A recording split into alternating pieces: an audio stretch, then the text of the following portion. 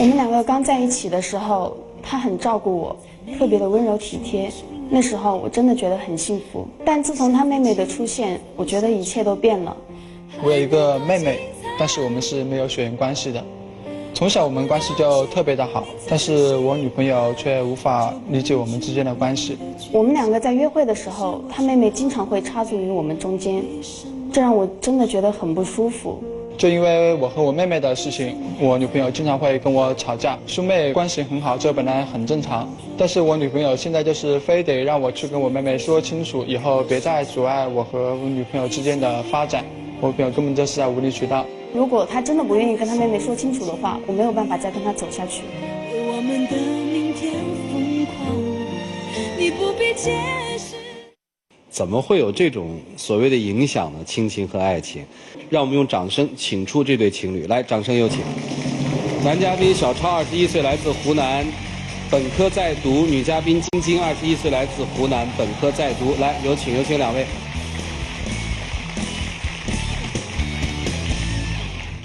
这个有点好荒唐的啊！怎么妹妹还会成为了两个人恋爱的障碍了呢？因为我和我妹妹本来是没有血缘关系，因为我和我妈妈和我继父是一个重组家庭，然后继父4年前已经因为一些意外已经去世了，所以留下我妹妹在我家里。从小呢，我和我妹妹的关系就特别好，比较亲近，她可能也比较依赖我，我会比较照顾她，但是可能在我女朋友看来，她无法理解。你跟妹妹在一起生活了多少年啊？9年多，快10年了。还有一部分时间等于是她的生父去世了，对，你在帮着照顾是吧？对对对，这个不是挺好的吗？可是在我们眼中或者是朋友眼中，我真的觉得他们两个人之间太过于亲密了，不是兄妹之间那种简单的关系，你知道吗？你见过有哪个妹妹说这么大人呢？我们两个出去约会，她必须得跟着，她不跟着的话，她就时不时打电话，比我这女朋友查的还要勤。我们过马路，我男朋友都没有牵着我，他必须得挽着他胳膊拽着他衣服，他才能过马路。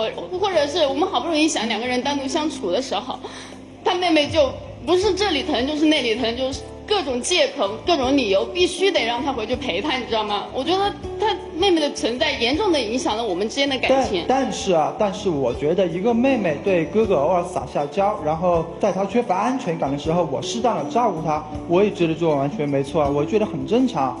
第一次去他家吃饭的时候，那时候我是以朋友的身份去的，然后他妹妹还挺好的。可是第2次我以女朋友的那个身份被他母亲邀请去他家做客的时候，他妹妹态度马上就真的是大转变，他还把我拉到一边去跟我说什么他哥哥以前有多么花心。我觉得我无法理解这种关系，我觉得很不可理喻。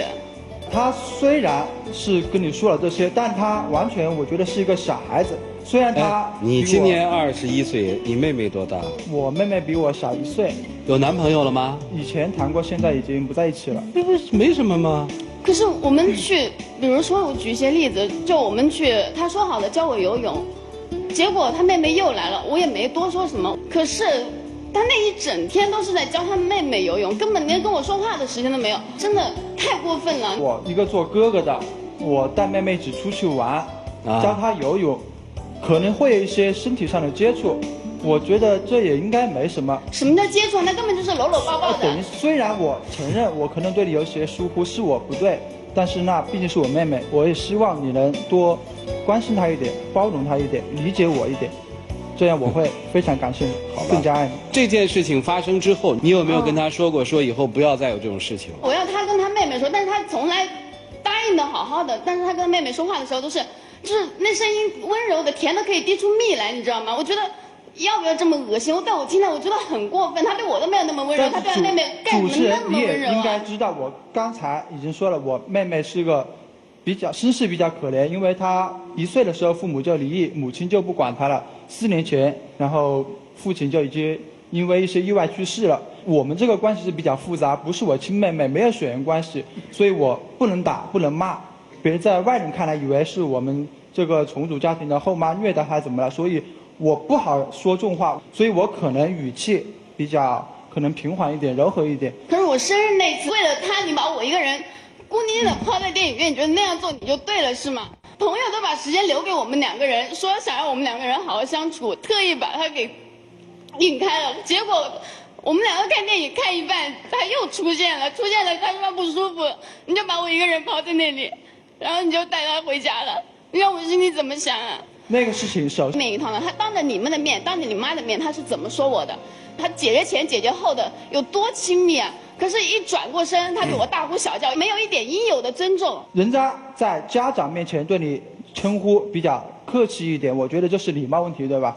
然后私下里，是，他有对的地方吗？我听来听去他都不对。可能在他的立场上，他觉得我和我妹妹的关系可能是走得比较近，而且你觉得近了吗？我觉得还行，不是很近，因为就是普通的兄妹关系。会不会说你觉得不够近，实际上面可能已经真的很近了呢？但是我们从小可能就是这么走过来的，10几年的习惯，不能因为一朝一夕去改变。我可以说慢慢适应，慢慢来。她也是一个女孩，我也是一个女孩，为什么你就不能平等一点？都特别特别好，有什么事情我都会去跟哥哥说，哥哥也都会帮我解决。我从小就挺依赖哥哥的，后来爸爸出了事情，但是哥哥和妈妈都是对我特别特别好，我觉得他们已经是我最亲最亲的人了。但是我就是不能接受哥哥对别的女孩子这么的亲近。我觉得从小他就是对我一个人这么好，然后现在有别的女孩过来了，我就觉得特别不能接受，因为我真的很爱哥哥。其实哥哥就好像是爸爸一样那种给我安全感的人，然后我觉得这其实就是妹妹对哥哥那种依赖，那种喜欢，不是女孩子喜欢男孩子那种。他跟我说话的时候语气不是这样的，他只有在别人面前说话的时候是娇滴滴的，然后一转身对我根本就不是这样的，装给谁看呀？真的，我真的是特别受不了他。姑娘，你说这话就比较伤人了啊，咱不用这样的词儿。我妹妹开始已经说了，她对我完全是普通的妹妹对哥哥的一些感情，没有复杂的感情。谁说你们有复杂的感情了？我女朋友就是怀疑这一点。哎，再问一次啊，你妹和你女朋友，你选谁？女朋友。退一万步说，突然有一天你妹跟你说，哥，其实我是爱你的，你怎么办？我会直接的就跟她挑明了，我们就是兄妹关系，没有其他等等。都想清楚了是吧？对。他对你这么依赖怎么办？依赖的话，我会慢慢的教导他，甚至必要的时候会要我妈出面，因为毕竟女人。你们现在是怎么一个居住关系？现在我妹还有我妈还有我住一起，她偶尔也会到我家住一。你搬出来住算了吧，能搬出来吗？搬出来，其实我觉得还是跟你有没必要的。什么关系呀？因为确实他妈对我很好。那你到底要怎么着啊？我就是希望他别跟他妹走那么近，我真的要求不高，我只希望他们能跟他我基本觉得你们脑子现在都不清楚，你知道吧？你让老师帮你捋捋吧，姑娘。来，一起进入丘比特问卷。处理这种家庭矛盾，最关键的2个字儿：底线。底线是什么？妹妹就是妹妹，哥哥就是哥哥。刚才赵川问了你一句，说如果妹妹有一天突然表白，我们只是一种猜测，你很快的反应说绝不可能。我希望那是你心底最深处的声音。当然，大道理你是分得清的，对吗？对。但是在小细节上，你必须给妹妹树立底线。你要告诉她，哥哥就是哥哥，而且哥哥不可能永远陪着你，哥哥要有自己的生活。咱们是永远好兄妹，但是我会有自己的老婆，她会陪我度过一生。妹妹，你将有自己的家庭，你有比我更重要的男人，就是你的丈夫。你如果不帮她明白这个底线的话，这个死扣就解不开。这点你必须做到。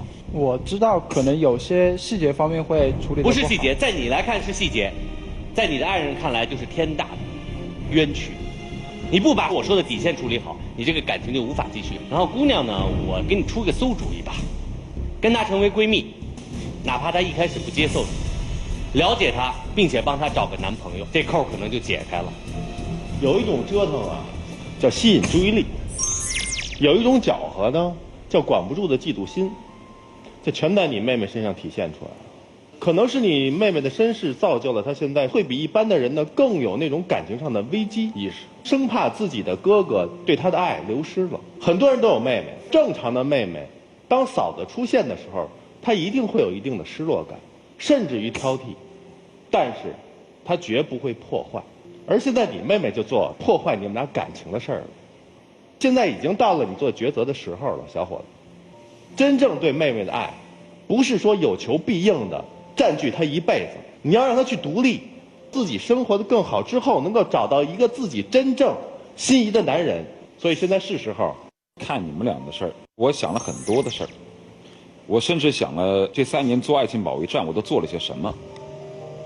我想到的是2个词，一个是尊重，一个是绑架。很显然，你的妹妹绑架了你，你又绑架了你的女朋友。我们所指的尊重是尊重每一个独立的个体，他的独立的意识，包括他的成长，他的思维方式。很显然，你过于的溺爱自己的妹妹，就没有尊重她的成长。有多少父母貌似用这样所谓的宠爱，在不尊重他们的成长？有的时候，你的每一句话语貌似是对对方好的，但有的时候是一种绑架，是一种不尊重。你每一句话跟他说的就是：“这是我的妹妹，这是我们的晚辈，我们应该怎么样？我对她这样，你理所应当也应该这样。凭什么？”可能是我把一个做哥哥的责任强加给对你就是强加给了他，还有对你妹妹的那种方式，这样的方式害了多少人？爱一个人，首先要尊重他的成长空间。你的肆意代劳只会害了他。还有自己的原则底线。2个女人在一起，不是故事就是事故，很明显，现在就是一场事故。在这样的情况之下，亲情和爱情，妹妹和女朋友彼此之间一定要有个度，始终还是要记住核心问题，不要去绑架一个人，要尊重一个人，不要溺爱一个人。我听了半天啊，不像姑嫂矛盾，倒像2个女人和1个男人的故事。我觉得之所以产生这样的矛盾，这男孩子是始作俑者。孩子，你要记住，亲情和爱情它是有严格的区分的，是吧？因为在你这个年龄段选择爱情了，你要组成家庭了，你要今后有大半生的爱情生活、婚姻生活，所以这个时候亲情爱情你要把它区别开。你真要讲亲情的话，对你妹妹你那么喜欢的，你要教给她如何去面对社会，独立去生活，这才是对她的尊重，也是对你女朋友的尊重，你才有幸福的今后的婚姻生活。否则就像一团麻，斩不断，理还乱。施老师刚才那段话说的很有分量，要提醒你的是，请面对你对面的那个女孩，你现在需要的是让她理解你，考虑一下未来怎么做。一起进入黄金60秒。亲爱的，我可能在有些方面处理的不够为你着想，不够周到，但是我也请你相信我，我是爱你的。我们曾经一起哭过、笑过、闹过，也一起疯过。虽然在一起只有1年，但是我们经历了还是有很多的。我很爱你，但是请你也必须要理解我一点。我不想失去你，我是爱你的。你说的那些怎么可能会忘掉？但是你真的能跟他说清楚，然后。亲爱的，你先别哭，在座的主持人、观众他们都是证人，答应了我就一定会做到，我会给你一个满意的答案，请你相信我。没话了，姑娘，来，请亮灯。来，麻烦你先回去，好吧？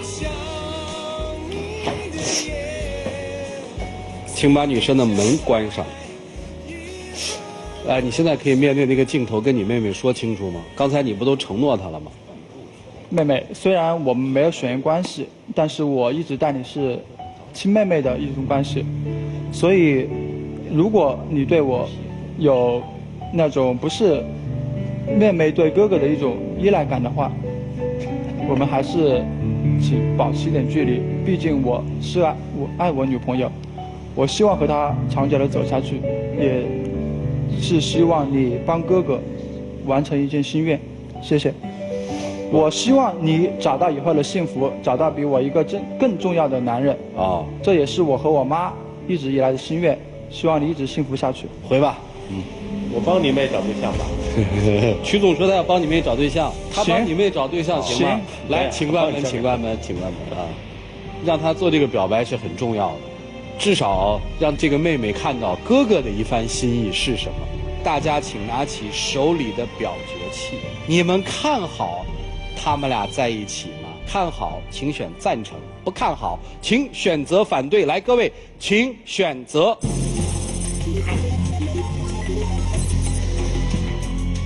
现场有73.33%的观众朋友都不看好，我来问一下不看好的朋友是为什么？来，那个戴帽子的小伙子，我觉得吧，如果作为一个男人，他不能正确对待自己的亲情和爱情的话，那么他就真的不配拥有这段爱情。好，谢谢哈。那这对年轻人自己的选择会是什么呢？我们一起来数5个数，看看他们的选择。来，5、4、3、2、1，请开门。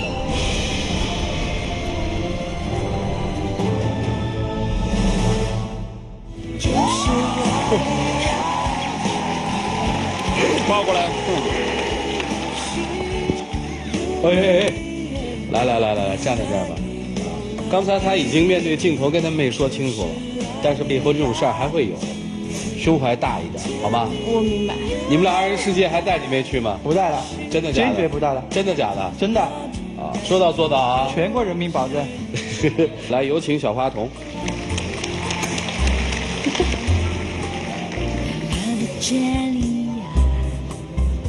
谢谢你们2位，请回啊！谢谢。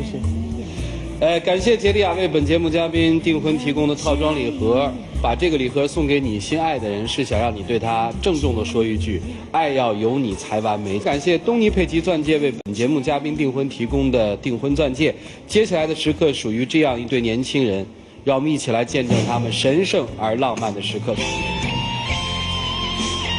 我爱你。这个是可以亲一下的。祝你们幸福啊！祝开心啊！谢谢，请回。